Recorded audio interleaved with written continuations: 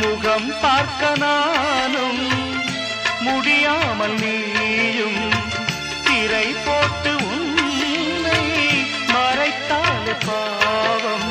ஒரு முறையேனும் திருமுகம் காணும் வரம் தர வேண்டும். எனக்கு அது போதும் என்னை சேர.